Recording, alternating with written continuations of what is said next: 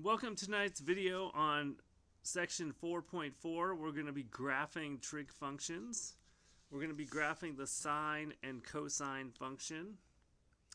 When graphing the sine function, there are 5 major points to remember. Because think about it this way. When x is 0, the sine of 0 is 0. At pi over 2, the sine of pi over 2 is 1. At pi, the sine of pi is 0. At 3 pi over 2, it's negative 1. And then back at 2 pi, it's 0 again. So when we graph the sine function, there are 5 main points that we need to graph. 0, pi over 2, pi, 3 pi over 2, and then back to 2 pi. So at 0, it's 0. At pi over 2, it's 1. Pi, it's 0. 3 pi over 2 is negative 1, and back to 2 pi is 0. So the sine graph looks like a wave. It goes up, down, and then back up again. And it would just keep repeating itself. But remember, we're only going to look at one period or one unit circle of the sine graph. For the cosine,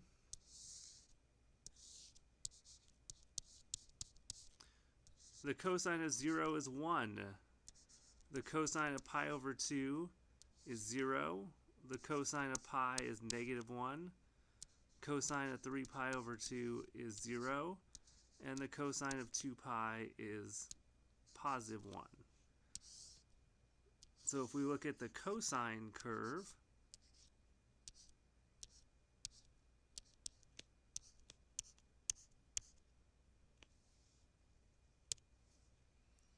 starting at 0, pi over 2, pi, 3 pi over 2, and 2 pi.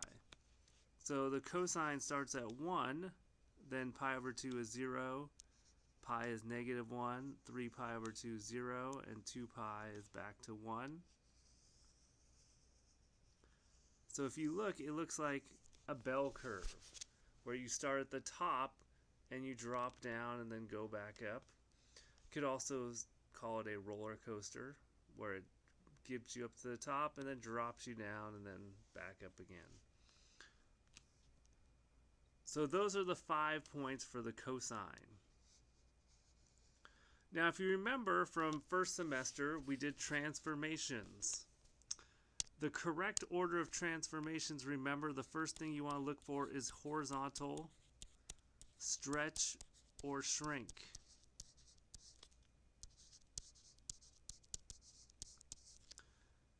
Now, this horizontal stretch or shrink will also tell you how many times that the graph will repeat itself within the unit circle. The sine and cosine graphs are what we call periodic, meaning they repeat themselves after a certain amount, and each period is 2 pi. So if there's a horizontal stretch or shrink, we're going to multiply it by 2 pi to get the period.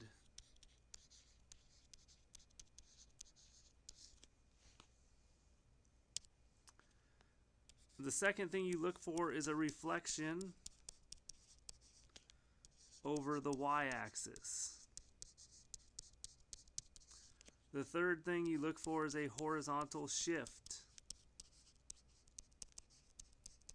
This is also known as the phase shift. The next thing you look for is a vertical stretch or shrink. And in trigonometry, this is known as the amplitude.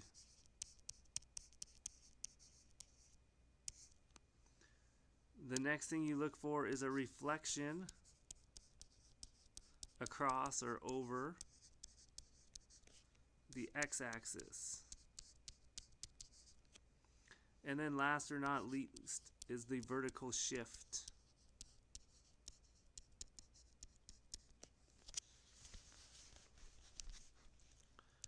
So if you look at the next page, the first question says to find the period of the sine of negative 2x. Remember, the period is affected by the horizontal stretch or shrink. Here, there is a horizontal shrink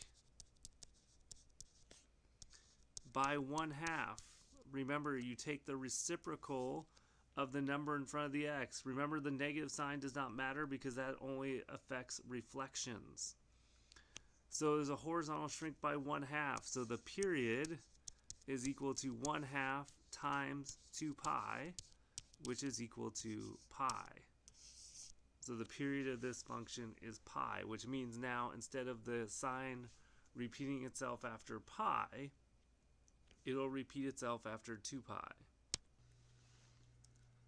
To get the phase shift, remember the phase shift is the horizontal shift. And remember, the first thing you want to do is factor out the number in front of the x. So that factor out the 2. Now this pi over 5, when you factor out a 2, remember that's the same as dividing by 2. So dividing by 2 is the same as multiplying by 1/2. So it's going to be pi over 10. So our phase shift here, or horizontal shift, is to the left, pi over 10. The amplitude is the same as the vertical stretch or shrink. Here there's a vertical stretch by 3, so therefore the amplitude is equal to 3 in this function. Alright, so let's do an example of a curve, and this is the cosine curve. So let's list the transformations. First of all, there is no number in front of the x other than 1, so there is not a horizontal stretch or shrink, which means the period is going to be 2 pi because there's no number to multiply it by other than 1. There's no reflection across the y because there's no negative sign there. There is a phase shift or a horizontal shift, and it is to the right by pi over 4.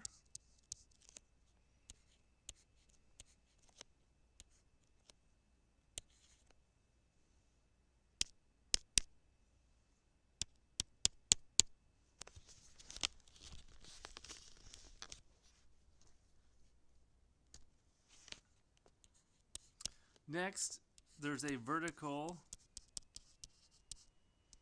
stretch by 5. Then there's a reflection over the x-axis. And there is no vertical shift. Now, because there's a horizontal shift to the right, the phase shift is to the right pi over 4. And because there's a vertical stretch by 5, the amplitude is equal to 5. And because there is no horizontal stretch or shrink, that means the period is going to remain 2 pi. So we're going to make a chart. And remember, for the cosine, we have our original points of 0, 1, pi over 2, 0, pi, negative 1, 3 pi over 2, 0, and 2 pi is back to 1. Now the transformations that are happening, there's a shift right pi over 4, so x plus pi over 4. There's a vertical stretch by 5 and a reflection over the y. Now, when we add pi over 4 to 0, we get pi over 4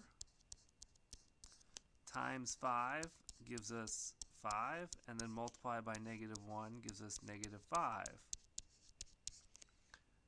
Pi over 2 plus pi over 4 gives us 3 pi over 4, and then times 5, 0 times 5 is still 0, and negative y still gives us 0.